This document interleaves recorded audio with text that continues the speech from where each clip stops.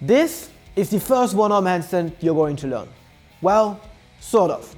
The one-arm elbow lever is one of the most fascinating, yet most underrated arm balances out there. It's a beautiful skill that's going to require enough training for you to feel accomplished when you get it, yet is significantly easier than most of you think. The one-arm elbow lever is an arm balance where your whole body is suspended horizontal, parallel to the floor, on a bent elbow, you guessed it, on one hand. Training for the one-arm elbow lever is going to be a great way for you to gain strength, work on coordination, control, balance, and of course it's going to be a great challenge for your wrist. Additionally, with a bit of training, you're going to be able to include this drill into your more advanced combinations. The coolest part about it truly is that this is actually going to be the first time that you're standing on one hand. Weight distribution wise inside of your hands, the way that it feels for control and balance is very close to the actual feeling of the one-arm handstand. Yet it's going to be significantly easier because your center of gravity is closer to the floor and less joints are involved. If you can already do a two-arm elbow lever, great. But forget everything you know about it, as the one-arm elbow lever has close to nothing to do with it. When performing the one-arm elbow lever, 4 things matter. If you miss one, chances are high this is not going to work out for you. The most important, yet most underrated technical aspect of the one-arm elbow lever is the position of your hand. The hand that you're standing on has to be externally rotated. Your fingers have to point out towards the side and the thumb up towards your head. This is going to allow you to lean into the hand to take control of your fingers and at the same time ease pressure on your wrist and your shoulder. The elbow that you're standing on has to be as close as possible towards your center line. The better of a job that you do here with this elbow placement, the easier your one-arm elbow lever will be. If you feel like you're sliding off, you're doing something wrong. You either have to place the elbow further towards the center, or you could consider using liquid chalk or regular chalk to stop your body from sliding. Just like in any arm balance or the one-arm handstand itself, the weight has to stay in your fingertips. As soon as the weight drops towards the back of the hand, you're simply gonna fall out. And last but not least, this truly is a skill that involves your entire body. Push your hand into the floor, engage your legs, engage your back, and lift up high. If you fail to do so, the skill is not going to work and you're going to hurt your wrist, shoulder, and possibly even the back. Before we can really start training for the one-arm elbow lever, we want to make sure our body is well prepared.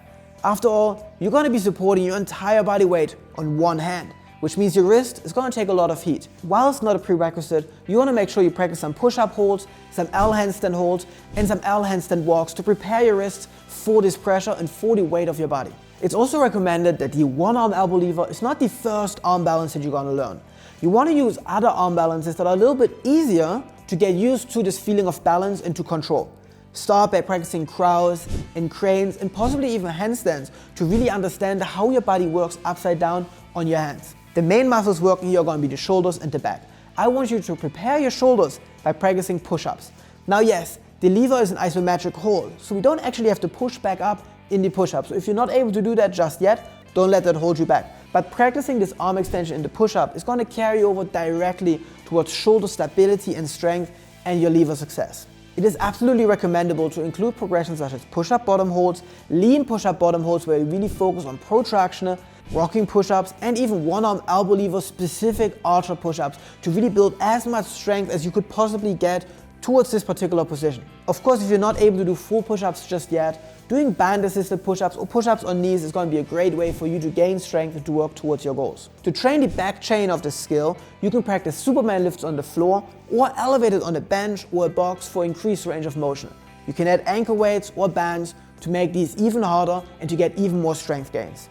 When it now comes to finally training for the one-arm elbow lever, the first thing that you have to understand is that you're actually going to have to train for the skill. You're not going to be able to just rock up and do it on the first try. This is for 2 reasons. Number 1, your wrist, your shoulder, your back, everything actually needs to adjust towards this new pressure. Secondly, there is quite a bit of skill involved with it, being able to balance your body in this particular position on one hand. So don't expect this to work right away. Instead, map out your progressions, stay consistent, and make those gains. The nice thing about the one-arm elbow lever is that progressions are quite straightforward and simple.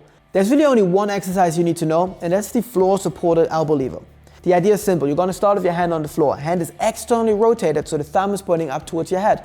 The elbow is as close to your midsection as you can.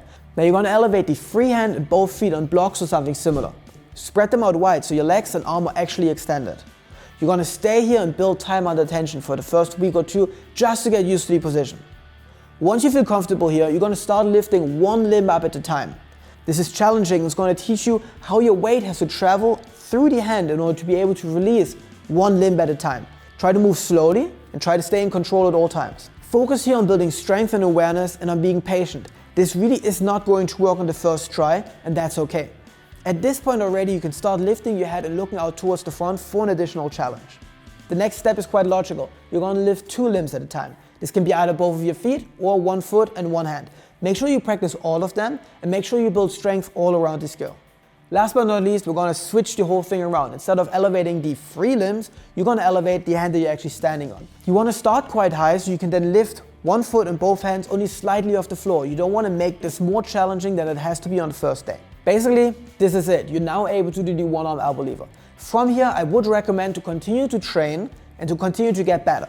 Your goals should be to slowly work your way down towards the floor so your hand is actually on the floor, and then to lift the free arm and both legs higher than what your actual body is. You can also do this shape with legs together or with one leg bent. By training, getting comfortable and getting good at this shape, it's going to be super impressive and absolutely beautiful. Now, when I first started learning the one-arm elbow lever, I was struggling a lot of wrist pain. And to be fair, it's to no surprise.